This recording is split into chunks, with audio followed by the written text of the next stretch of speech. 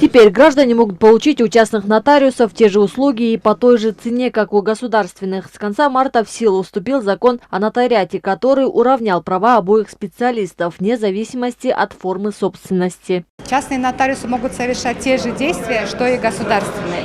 Это сделано прежде всего для того, чтобы обеспечить доступность нотариальных услуг населению. Ставки государственной пошлины установлены одинаково для всех. Они взимаются как государственными, так и частными нотариусами.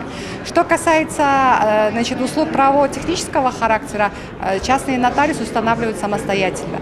Но на сегодняшний день Министерством юстиции рассматривается вопрос по установлению предельных ставок.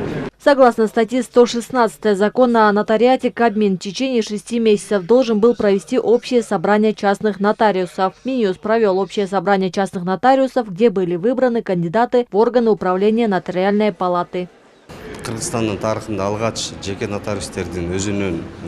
Впервые в истории нашей страны создается независимая профессиональная организация частных нотариусов. Нотариальная палата будет ответственна за обучение и повышение квалификации специалистов, а также она будет осуществлять контроль за поведением и нравственным кодексом специалистов.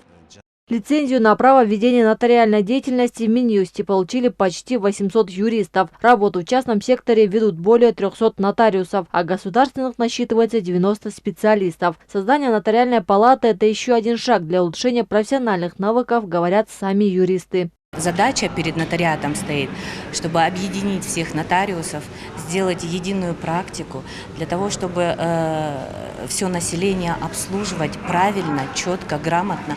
Это большую роль играет единая нотариальная палата.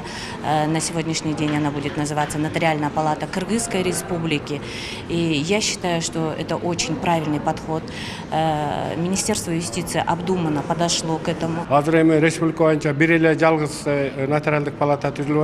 Я поддерживаю создание единой нотариальной палаты в республике. Это поможет не только нам всем вести работу по единой практике, но будет удобно и для граждан.